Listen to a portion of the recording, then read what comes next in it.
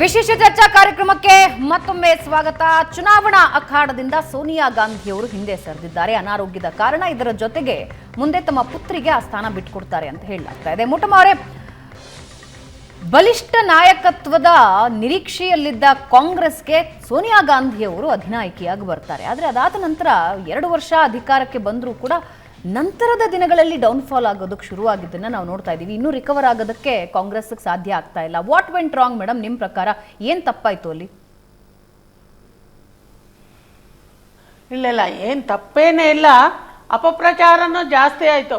ಯಾಕೆ ಅಂತ ಹೇಳಿದರೆ ವಿರೋಧ ಪಕ್ಷದವ್ರದ್ದು ಅಪಪ್ರಚಾರನೂ ಸಿಕ್ಕಾಪಟ್ಟೆ ಆಯಿತು. ಏನೆಂದರೆ ಬರೀ ಇದ್ರ ಬಗ್ಗೆ UPA ಗೌರ್ಮೆಂಟ್ ಬಗ್ಗೆ, ಕರಪ್ಷನ್ ಬಗ್ಗೆನೇ ಜಾಸ್ತಿ ಮಾತಾಡ್ಕೊಂಡು ಹೋದ್ರೆ ವಿನ UPA ಜನಸಾಮಾನ್ಯರಿಗೆ ಏನು ಕೆಲಸ ಮಾಡಿದ್ರು, ಜನಸಾಮಾನ್ಯರಿಗೆ ಕಾರ್ಯಕ್ರಮ ಏನು ಕೊಟ್ಟರು, ಅವ್ರು ಕೊಟ್ಟಂತ ಉತ್ತಮ ಕೆಲಸಗಳ ಬಗ್ಗೆ ಹೆಚ್ಚು ಹೇಳಲಿಕ್ಕೆ ಹೋಗಲಿಲ್ಲ ನನಗೆ ಗೊತ್ತಿರೋ ಹಾಗೆ.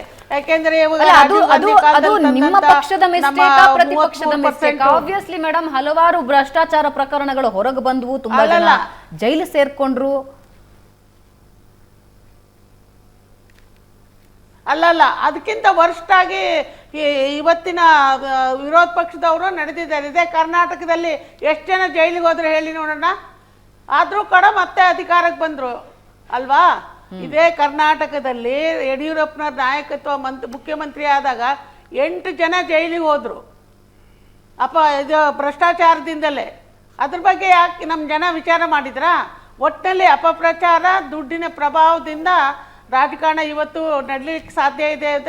ಜನಸಾಮಾನ್ಯರ ಕೆಲಸಗಳು ಏನಾಗ್ತಿದೆ, ಆವಾಗ ತಂದಂಥ ಉತ್ತಮ ಕೆಲಸಗಳಿದೆಯಲ್ಲ, ಜನರಿಗೆ ಹಸುವೆ ನೀಗಿಸ್ಬೇಕು ಅಂತ ಮಾಡಿದಂಥ ಕಾರ್ಯಕ್ರಮ ಇರ್ಬೋದು. 33% ಮಹಿಳೆಯರಿಗೆ ಕೊಟ್ಟಿದ್ದಾಗಲಿ. ಬಿಜೆಪಿಯವರು ಯಾರ್ಯಾರು ಸ್ಕ್ಯಾಂಡಲ್ಸ್ ಹಾಕೊಂಡಿದ್ರು ಅವರೆಲ್ಲ ಮನೆಗೆ ಹೋದ್ರು, ಬಿಜೆಪಿ ಮನೆಗೆ ಹೋದ್ರು. ಆದ್ರೆ ಕಾಂಗ್ರೆಸ್ನಲ್ಲಿ ಯಾರ್ಯಾರು ಕಾಮನ್ವೆಲ್ತ್ ಸ್ಕ್ಯಾಂಡಲ್ ಇರ್ಬೋದು ಅಥವಾ 2G ಸ್ಕ್ಯಾಮ್ ಇರ್ಬೋದು, ಅವರೆಲ್ಲ ಇನ್ನೂ ಅವ್ರು ಯಾರು ಜೈಲ್ಗೆ ಹೋಗಿಲ್ವಲ್ಲ. ಅವ್ರು ಯಾರು ಜೈಲ್ಗೆ ಹೋಗಿಲ್ವಲ್ಲ ಎಕ್ಸೆಪ್ಟ್ ಸುರೇಶ್ ಕಲ್ಮಾಡಿ. ಅಲ್ಲಲ್ಲ, ಆದ್ರೆ ಮತ್ತೆ ಅವ್ರನ್ನ ಅಧಿಕಾರಕ್ಕೆ ತಂದ್ರು ಈ ರಾಜ್ಯದಲ್ಲಿ ಅಂತ ಆ ಥರ ಅಪಪ್ರಚಾರ ಹೆಚ್ಚಾಯ್ತ ವಿನ ಜೊತೆಗೆ ವಿತಿನ್ ದ ಪಾರ್ಟಿನೂ ಕೂಡ ಗುಂಪುಗಾರಿಕೆನೂ ಇತ್ತು. ಅದೆಲ್ಲ ಕಾರಣಗಳಿಂದ ನಮ್ಮಲ್ಲಿ ನಾಯಕತ್ವದಲ್ಲಿ ಸ್ವಲ್ಪ ಏನು ಹೇಳ್ಬೋದು, ರಾಹುಲ್ ಗಾಂಧಿಯವರ ಆಯ್ಕೆ ತಪ್ಪಾಯ್ತಾ?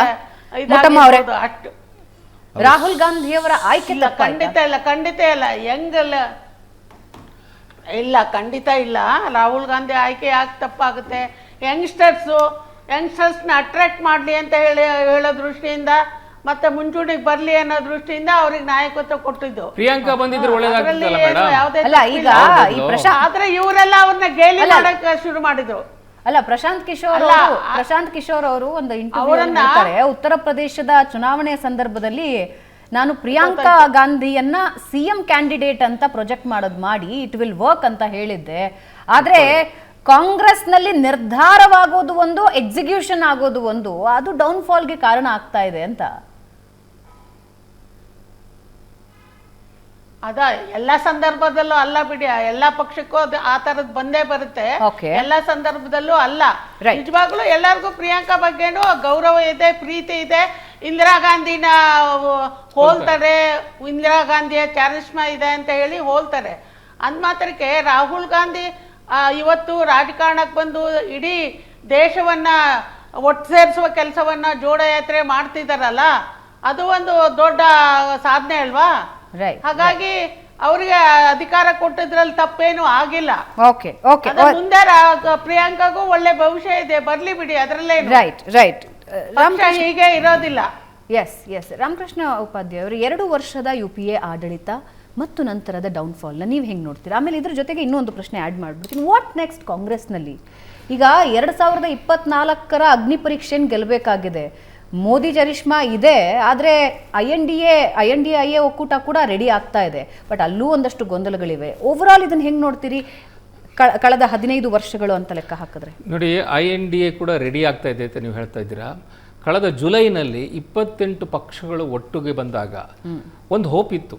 ಏನೋ ಬಿ ಜೆ ಪಿಗೆ ಒಂದು ಸಮರ್ಥವಾದಂಥ ಒಂದು ಇದು ಕೊಡ್ತಕ್ಕಂಥ ಸವಾಲು ಕೊಡ್ತಕ್ಕಂಥ ಒಂದು ಕಾಂಗ್ಲಮರೇಷನ್ ಆಫ್ ಪಾರ್ಟೀಸ್ ಆಗುತ್ತೆ ಅಂತೇಳಿ.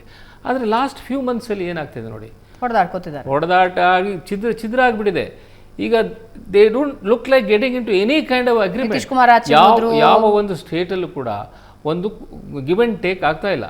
ಹಾಗಾಗಿ ಈಗ ಮಮತಾ ಬ್ಯಾನರ್ಜಿ ಜೊತೆಗಿಲ್ಲ, ಆಮ್ ಆದ್ಮಿ ಪಾರ್ಟಿ ಕೊಡ್ಲಿಕ್ಕೆ ಸ್ಥಾನಗಳು ಕಾಂಗ್ರೆಸ್ ಕೊಡ್ಲಿಕ್ಕೆ ತಯಾರಿಲ್ಲ. ಯು ಪಿನಲ್ಲಿ ಒಂದು ಸ್ವಲ್ಪ ಹೋಪ್ ಇದೆ, ಅದು ಕೂಡ ಅವ್ರು 11 ಸೀಟ್ ಕೊಡ್ತೀವಿ ಅಂತ ಹೇಳಿದರೆ ಕಾಂಗ್ರೆಸ್ ಒಪ್ಕೊಳ್ಳಿಕ್ಕೆ ತಯಾರಿಲ್ಲ, ಅಲ್ಲೂ ಆಗುತ್ತೋ ಇಲ್ಲೋ ಗೊತ್ತಿಲ್ಲ. ಮಹಾರಾಷ್ಟ್ರದಲ್ಲಂತೂ ನೀವು ನೋಡ್ತಾ ಇದ್ದೀವಿ ಹೇಗಾಗ್ತದೆ, ದಿನ ದಿನ ಸೀನಿಯರ್ ಲೀಡರ್ಸೇ ಬಿಟ್ಟು ಹೋಗ್ತಾ ಇದ್ದಾರೆ. ಸೊ ಅನ್ಲೆಸ್ ಈ ಮಹಾಗಠಬಂಧನ್ ಏನು ಮಾಡ್ಕೊಂಡಿದ್ರು ಇಂಡಿಯಾ ಅವರೆಲ್ಲ ಸೇರಿ ಅಟ್ಲೀಸ್ಟು ಒಂದು 400 ಸೀಟ್ಸಲ್ಲಿ ಡೈರೆಕ್ಟ್ ಫೈಟ್ ಕೊಡುವಂಥ ಪರಿಸ್ಥಿತಿ ಇರಬೇಕಾಯಿತು ಬಿ ಜೆ ಪಿಗೆ. 2019ನಲ್ಲಿ ಬಿ ಜೆ ಪಿಗೆ ಬಂದು ವೋಟ್ಗಳಿಷ್ಟು 37% ಅಷ್ಟೇ. ಅಂದರೆ ಇನ್ನೂ 67% ಅಷ್ಟು ಬಿ ಜೆ ಪಿ ವಿರುದ್ಧ ಇದೆ.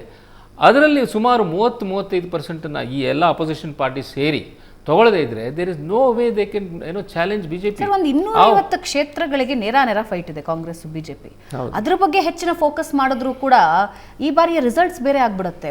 Where they are failing sir, ಎಲ್ಲಿ ಎಡವಟ್ಟಾಗ್ತಿದೆ? ಅವರು ಲೋಕಲ್ ಲೀಡರ್ಸನ್ನು ನಂಬಲ್ಲ. That is exception. I think Karnataka is N exception. ಆ ಥರ ಬಿಟ್ಟರೆ ಈಗ ಲೋಕಲ್ ಲೀಡರ್ಸಿಗೆ ಇಂಪಾರ್ಟೆನ್ಸ್ ಕೊಡಬೇಕು. ಅವರು ಹೇಳಿದ ರೀತಿಯಲ್ಲಿ ಎಲೆಕ್ಷನ್ಸ್ ನಡೆಸಬೇಕು. ಬಟ್ ತುಂಬ ಕಡೆ ಕಾಂಗ್ರೆಸ್ ಹೈಕಮಾಂಡು ಎಡವುತ್ತೆ. ಈಗ ಫಾರ್ ಎಕ್ಸಾಂಪಲ್ ಈ ಒಂದು ಎಲೆಕ್ಷನ್ ತೊಗೊಳ್ಳಿ, ಈಗ ಅಜಯ್ ಮಕಾನ್ನ ಕಳಿಸ್ತಾ ಇದ್ದಾರೆ ಕರ್ನಾಟಕಕ್ಕೆ. ಇದು ಅಗತ್ಯ ಆಯ್ತಾ? So what does it show? ಅವರು ನಮ್ಮ ಸಿದ್ದರಾಮಯ್ಯನವರು ಎಲ್ಲ ಹೇಳ್ತಾರೆ ಬಿ ಜೆ ಪಿನವರು ಬರೀ ಔಟ್ಸೈಡರ್ಸನ್ನು ಹಾಕ್ಕೋತಾರೆ, ಔಟ್ಸೈಡರ್ಸ್ಗೆ ಇದು ಕೊಡ್ತಾರೆ ಅಂತ ಹೇಳಿ. ಬಟ್ ಈಗ ಅವ್ರಿಗೆ ಮಾತಾಡಲಿಕ್ಕೆ ಇದೇ ಇಲ್ವಲ್ಲ, they have no moral right. So ಈ ರೀತಿ ಒಂದು ತಪ್ಪು ಒಂದು ದಾರಿಗಳನ್ನು ತಗೊಳ್ತಾ ಇರೋದ್ರಿಂದ ಕಾಂಗ್ರೆಸ್ ಫೇಲ್ ಆಗ್ತಾ ಇದೆ ನನಗನ್ಸುತ್ತೆ. ವಾಟ್ ಇಸ್ ದ ಫ್ಯೂಚರ್ ಅನ್ನೋದು ಪ್ರಶ್ನೆ ಆಗುತ್ತೆ. 2024ರ ಚುನಾವಣೆಯಲ್ಲಿ ಏನಾಗುತ್ತೆ ಹಾಗಾದ್ರೆ? ಕಾಂಗ್ರೆಸ್ ಪ್ರಬಲವಾಗಿ ಬಿಜೆಪಿಯನ್ನ ವಿರೋಧಿಸಿ ಗೆಲ್ಲಬೇಕು ಅಥವಾ ಹೆಚ್ಚಿನ ಸ್ಥಾನಗಳನ್ನು ಪಡಿಬೇಕು ಅಂದ್ರೆ ಏನ್ ಮಾಡಬೇಕಾಗತ್ತೆ? ಒಂದು ಕಡೆ ಲೋಕಸಭೆಯ ಅಖಾಡದಲ್ಲಿ ಸೋನಿಯಾ ಗಾಂಧಿ ಇಲ್ಲ, ಚುನಾವಣಾ ಅಖಾಡದಿಂದ ಆಚೆಗೆ ಬಂದಿದ್ದಾರೆ, ರಾಜ್ಯಸಭೆ ಮೂಲಕ ಆಯ್ಕೆ ಆಗ್ತಿದ್ದಾರೆ. ಆದರೆ ಹಾಗಾದ್ರೆ ಪಕ್ಷ ಹೆಂಗ್ ಮುನ್ನಡಿಬೇಕು? ವಾಪಸ್ ಬರ್ತೀವಿ ಚಿಕ್ಕ ಬ್ರೇಕ್ ಆದ್ಮೇಲೆ.